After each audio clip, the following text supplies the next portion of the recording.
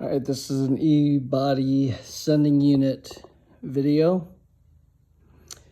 Everyone's always complaining how the new sending units don't match up with the gas tanks and they're not reading correctly. But this is why. So this is a factory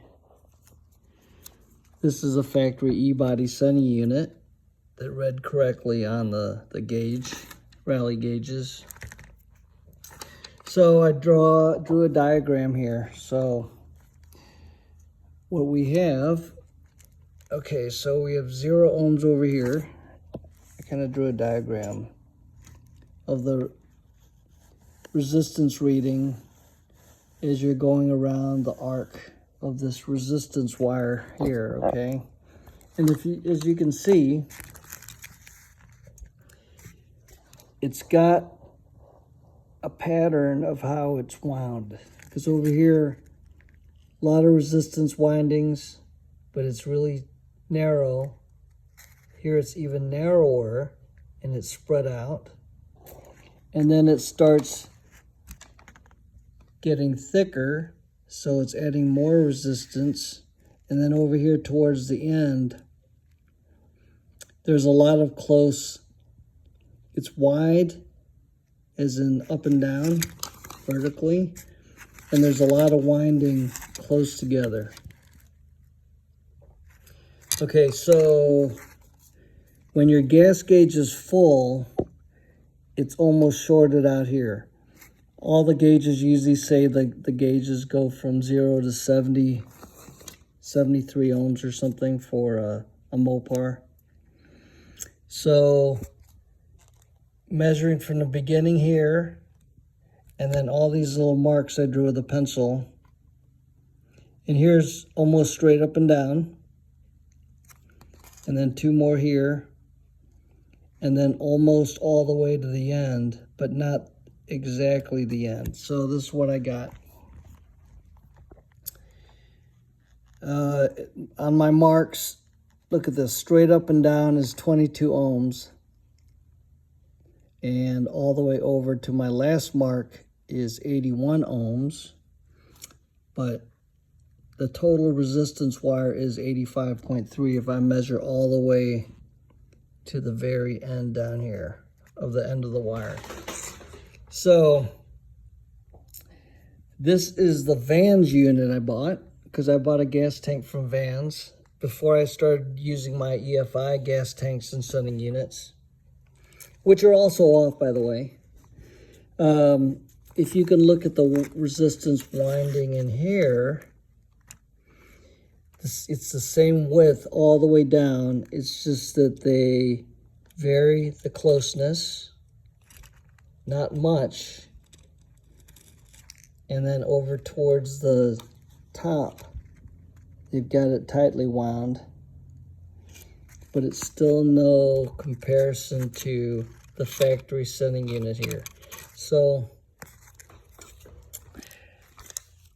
that's why normally with an E-body, you're full.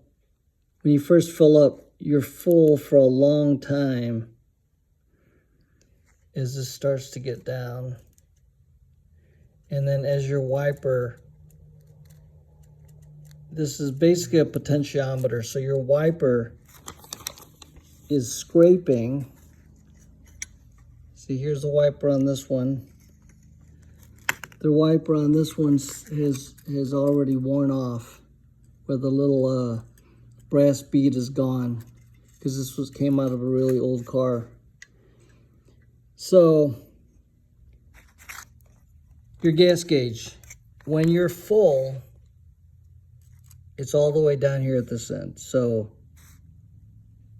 if your wiper's a little bit off, sometimes you're pegged past the full mark, because it's actually down in here somewhere.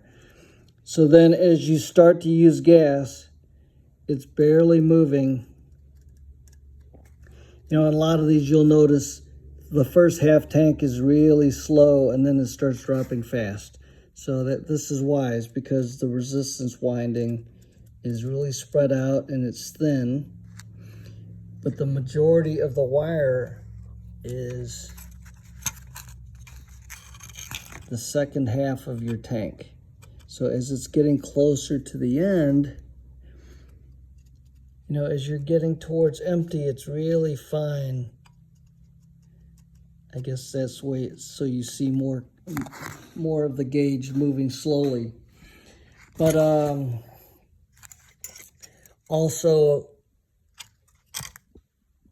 when I measured halfway up on the aftermarket unit, I got 33 ohms. On the factory unit, I got 22 ohms. So yeah, you can see they're already off. Because here's 22 ohms over here, 21 ohms on the aftermarket unit, and 22 ohms doesn't come up till here. But also, the wiper's position, if you look at the wiper, let's point this guy to, the wiper arm is shorter on this one. Let's put him halfway down in the middle of this little locating hole. So let's say he's straight up and down, like on my picture there. And let's put this one so the wiper is straight up and down.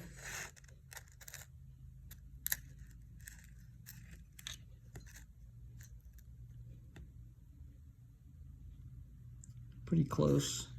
And you can see, look at the angle of the float arm on this one, how far away it is from the pickup tube, because this would be on the bottom with the sock.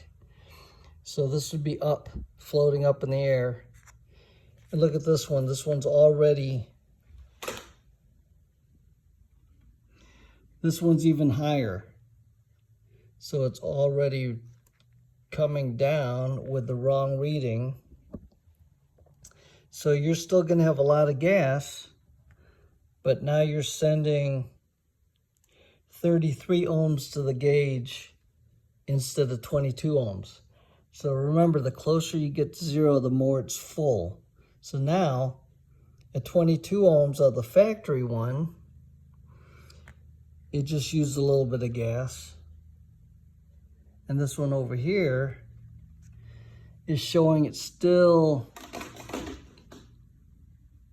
it's even higher, where there's still a lot of gas in the tank, but you're already getting 33 ohms, which is dropping your gauge a lot more than the 22 ohm one. So the only way I can see is to make this work. This is also a 3/8 pickup tube with a 1/4" return line, which I use for all my EFI tanks. That way I don't have to put my own return line and drill a hole and solder all that. So I've been buying these, which were used on the 446 packs and the 440 cars, because they had the vapor separator return line to keep it from vapor locking. So this is always an upgrade for all the Mopars in the summertime if you want to run a return line with one of those filters you get from Fram. I think they're $10 with a 1/4" return line, but you have to run a hose all the way back off the nipple on the filter back to this return line. Okay, so that's the difference between aftermarket sending units and the factory ones. So what you could always do, you can always drill out these rivets and take out that little resistor winding and isolator pad and put it in this. It'd be nice if they would wind it to match that winding when they send out the sending units. But this is all you can get unless somebody else out there has a newer style with the correct windings. But I thought I would just share that. But there is a way to drill out these rivets. Use the stainless steel screw and nut. Same with this side. Drill it out and just move this isolator and the resistive wire and winding to the aftermarket ones, because my little wiper is already worn out on this guy. You might also have to bend the arm a little bit, because the wiper arm on the factory one is longer compared to the little short one on these. So you may have to bend the arm a little bit till you get the correct reading, but it'll be more reliable, because the one I have now is a Spectra tank, EFI tank, but its sending unit, when I see empty on my gauge, I only used about 10 to 11 gallons, and it's an 18-gallon tank. So it's also off. I haven't opened up one of those sending units because it has a pump, an EFI pump attached to the pickup tube. So I haven't really messed with that one yet to take it apart, since it's still in the car. But this is an update. Thought I'd put this out there on my channel, just so everybody can see what the difference is between the two sending units. This is for an E-body. Probably the aftermarket B-body and A-body ones are also the same, but I don't know. This is all I have to compare, and this is going up on my channel just for an information video. Thank you. Thanks for subscribing and watching. Okay, I took my trusty Dremel tool with a little cutoff disc, and I ground off the rivets that hold on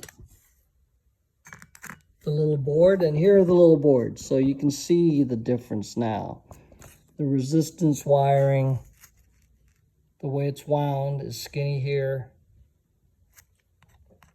and then it goes